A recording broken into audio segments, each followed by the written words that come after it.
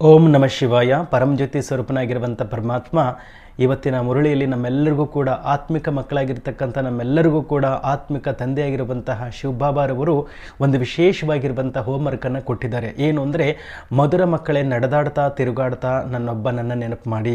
ನಿಮ್ಮೆಲ್ಲರ ತಂದೆಯಾಗಿರುವಂತಹ ನನ್ನೊಬ್ಬನನ್ನು ನೀವು ಈಗ ನೆನಪು ಮಾಡಬೇಕಾಗಿದೆ. ಯಾಕೆ ಅಂತಂದರೆ, ಪರಮಾತ್ಮ ಈ 5,000 ವರ್ಷದ ಸೃಷ್ಟಿ ನಾಟಕ ರಂಗಮಂಚದ ಮೇಲೆ 4,900 ವರ್ಷಗಳ ಕಾಲ ನಾವು ಪಾತ್ರವನ್ನೇ ಮಾಡ್ತಾ ಬಂದಿವಿ. ಆದರೆ ಪರಮಾತ್ಮ ಈ ಭೂಮಿಗೆ ಬಂದು ಅಂದರೆ 100 ವರ್ಷಗಳ ಕಾಲ ನಮ್ಮೊಂದಿಗೆ ಏನು ಮಾಡ್ತಾರೆ ಅಂದರೆ ಮಿಲನವನ್ನು ಮಾಡುವಂಥ ಒಂದು ಕಾರ್ಯಕ್ರಮವನ್ನು ಕಲ್ಪದ ಅಂತ್ಯದಲ್ಲಿ ಪ್ರತಿ ಕಲ್ಪದಂತೆ ಹಾಕ್ಕೊಂಡಿದ್ದಾರೆ. ಹೀಗಿರ್ತಕ್ಕಂಥ ಸಂದರ್ಭದಲ್ಲಿ ಭಗವಂತನನ್ನು ನಾವು ಈ ಸಾಕಾರ ಲೋಕದಲ್ಲಿ ಅನುಭವ ಮಾಡ್ತಕ್ಕಂಥದ್ದು ಕೇವಲ 100 ವರ್ಷಗಳ ಕಾಲ ಮಾತ್ರ ಇರ್ತದೆ.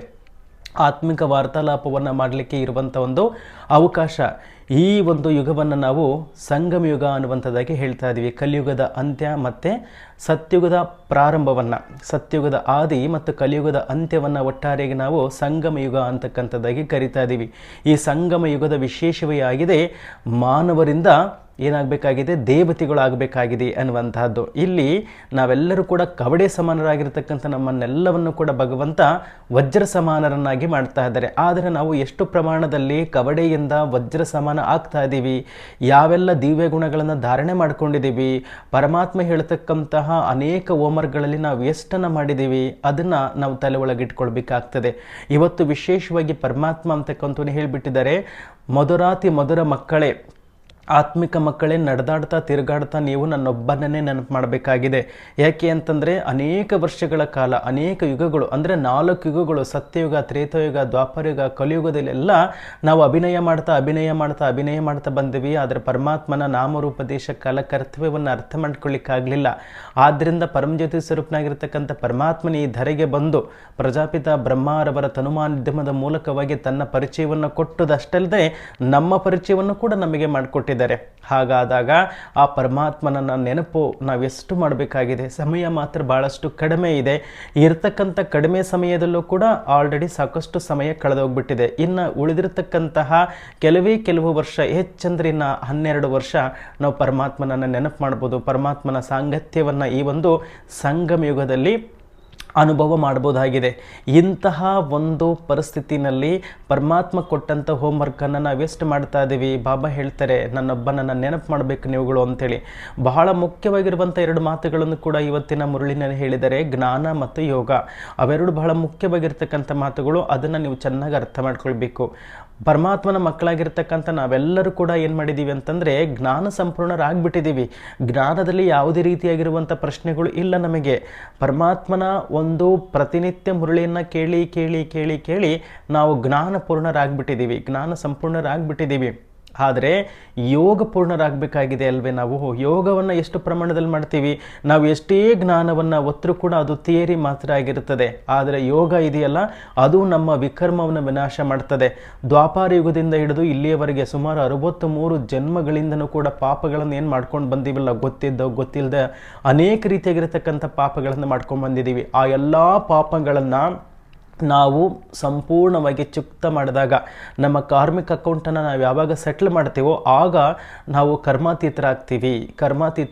ಭಗವಂತನಿಗೆ ಸಾಕಷ್ಟು ಹತ್ರ ಆಗ್ತೀವಿ, ಸಮೀಪ ಆಗ್ತಾ ಇದ್ದೀವಿ. ಹಾಗಾಗಿ ಯೋಗದಿಂದಲೇ ನಮ್ಮ ಪಾಪಗಳು ಭಸ್ಮ ಆಗ್ತವೆ. ಆದ್ದರಿಂದ ಭಾಳಷ್ಟು ಸಂದರ್ಭದಲ್ಲಿ ಬಾಬಾ ಅವ್ರು ಏನು ಹೇಳ್ತಾರೆ, ನಡೆದಾಡ್ತಾ ತಿರುಗಾಡ್ತಾ ನನ್ನನ್ನು ನೆನಪು ಮಾಡಿ. ಯಾಕೆಂದರೆ ಈ ಶ್ವಾಸ ಮತ್ತು ಸಮಯದ ಮೇಲೆ ಯಾವುದೇ ಭರವಸೆ ಅನ್ನುವಂಥದ್ದನ್ನು ಇಟ್ಕೊಳ್ಳೋ ಹಾಗಿಲ್ಲ.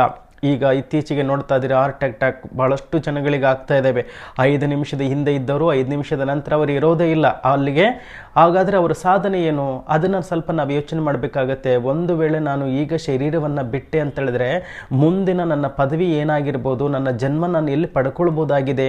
ಹೌದಲ್ವೇ? ನನ್ನ ಮುಂದಿನ ಜನ್ಮವನ್ನು ನಾನು ಸತ್ಯುಗದಲ್ಲೇ ಪಡಿಬೇಕು ಮತ್ತು ಅದರಲ್ಲಿ ಶ್ರೇಷ್ಠವಾಗಿರುವಂಥ ಪದವಿಯನ್ನೇ ನಾನು ಪಡಿಬೇಕು ಅಂತ ಹೇಳಿದ್ರೆ ಕಡಿಮೆ ಸಮಯದಲ್ಲಿ ಹೆಚ್ಚು ಭಗವಂತನನ್ನು ನಾವು ನೆನಪು ಮಾಡಬೇಕಾಗಿದೆ.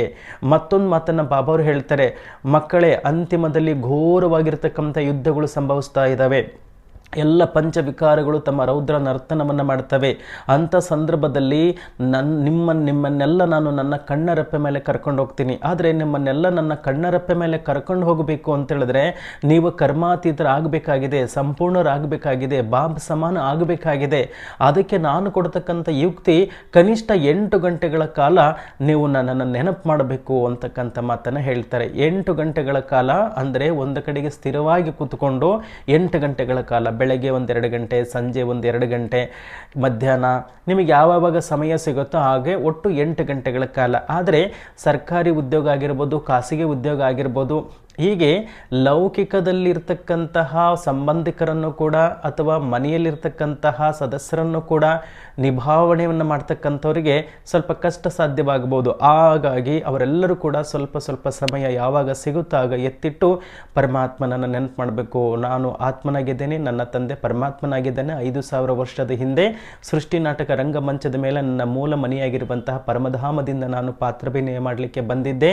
ಸತ್ಯ, ತ್ರೇತ, ದ್ವಾಪರ ಮತ್ತು ಕಲಿಯುಗದಲ್ಲಿ ಪಾತ್ರವನ್ನು ಮಾಡಿದೆ. ಇದು ನನ್ನ ಕೊನೆಯ ಜನ್ಮ ಆಗಿದೆ. ನಾನೇ ಭಾಗ್ಯವಂತನಾಗಿದ್ದೇನೆ, ನಾನೇ ಪುಣ್ಯವಂತನಾಗಿದ್ದೇನೆ. ಯಾಕೆ ಅಂತಂದರೆ ಪರಂಜ್ಯೋತಿ ಸ್ವರೂಪನಾಗಿರತಕ್ಕಂಥ ಪರಮಾತ್ಮ ಅವನಿಂದ ನಾವು ಗುರುತಿಸಲ್ಪಟ್ಟಿದ್ದೀವಿ. ನಾನು ಗುರುತಿಸಲ್ಪಟ್ಟಿದ್ದೇನೆ, ಹಾಗಾಗಿ ನಾನು ಧನ್ಯನಾಗಿದ್ದೇನೆ. ನನ್ನ ಮನೆಯಲ್ಲಿ ಇರ್ತಕ್ಕಂಥ ಇತರ ಸದಸ್ಯರಾಗಿರ್ಬೋದು, ಮನೆಯ ಹೊರಗಡೆ ಇರ್ತಕ್ಕಂಥವರಾಗಿರ್ಬೋದು, ಅನೇಕರು ಕೂಡ ಇನ್ನೂ ಕೂಡ ಭಗವಂತನನ್ನು ಹುಡುಕ್ಲಿಕ್ಕೆ ಆಗಿಲ್ಲ, ಭಗವಂತನನ್ನು ಕಂಡುಕೊಳ್ಳಲಿಕ್ಕೆ ಸಾಧ್ಯವಾಗಿಲ್ಲ. ಭಗವಂತನ ವಿಚಾರಗಳನ್ನು ಹೇಳಿದ್ರೂ ಕೂಡ ಅರ್ಥ ಮಾಡ್ಕೊಳ್ಳದೆ ಇರತಕ್ಕಂಥ ಒಂದು ಪರಿಸ್ಥಿತಿ ಒಳಗಡೆ ಅವರಿದ್ದಂಥ ಸಂದರ್ಭದಲ್ಲಿ ಪರಮಾತ್ಮನ ಜೊತೆಗೆ ನಾನು ವಾರ್ತಾಲಾಪ ಮಾಡ್ತಾ ಇದ್ದೀನಿ ಅಂತಂದರೆ ನಾನು ಎಂಥ ಭಾಗ್ಯಶಾಲಿಯಾಗಿದ್ದೇನೆ. ಇದಕ್ಕೆ ಪ್ರತಿಯಾಗಿ ಪರಮಾತ್ಮ ಏನು ಹೇಳ್ತಾರೆ ಅಂದರೆ, ನೀವು ನನ್ನ ಜೊತೆಗೆ ಪರಮಧಾಮಕ್ಕೆ ಬರಬೇಕು ಮಕ್ಕಳೇ. ಅಂತಿಮದಲ್ಲಿ ನೀವು ನನ್ನ ಜೊತೆಗೆ ಬರಬೇಕು ಅಂತ ಹೇಳಿದ್ರೆ ನಿಮ್ಮ ಕರ್ಮಾತೀತ ಸ್ಥಿತಿಯನ್ನು ಇನ್ನು ಯಾವಾಗ ಮಾಡ್ಕೊಳ್ತೀರಾ ಅನ್ನುವಂಥ ಮಾತನ್ನು ಇವತ್ತು ಪ್ರಶ್ನೆ ಕೇಳ್ತಾ ಇದ್ದಾರೆ. ಹಾಗಾಗಿ ಮುಂದಿನ ದಿನಮಾನಗಳಲ್ಲಿ ನಾವು ಯಾರು ಕೂಡ ಪಶ್ಚಾತ್ತಾಪ ಪಡ್ತಕ್ಕಂಥದ್ದಲ್ಲ. ಅಯ್ಯೋ ನನಗೆ ಸಮಯ ಇತ್ತು, ನಾನು ಯೋಗ ಮಾಡಲಿಕ್ಕೆ ಆಗಿಲ್ಲ, ಹಾಗೆ ಹೀಗೆ ಅಂತಕ್ಕಂಥ ದೂರುಗಳನ್ನು ನಾವು ದೂರ ಮಾಡಬೇಕು ಅಂತ ಹೇಳಿದ್ರೆ ಹೆಚ್ಚು ಸಮಯವನ್ನು ಕೊಟ್ಟು ಪರಮಾತ್ಮನನ್ನು ಈ ಸಂದರ್ಭದಲ್ಲಿ ನಾವು ನೆನಪು ಮಾಡಬೇಕಾಗಿದೆ. ನಾನು ಎಂಥ ಭಾಗ್ಯಶಾಲಿ ಆಗಿದ್ದೀನಿ ಅಂತೇಳ್ಬಿಟ್ಟು ಸ್ವಲ್ಪ ನಾವು ಯೋಚನೆ ಮಾಡಬೇಕಾಗಿದೆ. ನೀವು ಶಾಲೆಯಲ್ಲೋ ಆಫೀಸ್ನಲ್ಲೋ ಕೂತ್ಕೊಂಡಾಗ ಅನೇಕ ಜನರು ಅನೇಕ ರೀತಿಯಾಗಿರ್ತಕ್ಕಂತಹ ಯೋಚನೆಗಳಲ್ಲಿ ಮಗ್ನರಾಗಿರ್ತಾರೆ. ಆದರೆ ನನಗೆ ಪರಮಾತ್ಮ ಸಿಕ್ಕಿರೋದ್ರಿಂದ ನನ್ನ ಯೋಚನೆಗಳು ಅವರ ಯೋಚನೆಗಳಿಗಿಂತನೂ ಕೂಡ ಬಹಳ ಭಿನ್ನವಾಗಿದ್ದಾವೆ, ವಿಭಿನ್ನವಾಗಿದ್ದಾವೆ. ಪರಮಾತ್ಮ ಅಂತಕ್ಕಂಥನು ನಕಾರಾತ್ಮಕವಾಗಿರ್ತಕ್ಕಂತಹ ಈ ಒಂದು ಜಗತ್ತಿನಲ್ಲೂ ಕೂಡ ಸಕಾರಾತ್ಮಕವಾಗಿರೋದು ಹೇಗೆ ಎನ್ನುವಂಥದ್ದನ್ನು ಕಲಿಸ್ಕೊಟ್ಟಿದ್ದಾರೆ.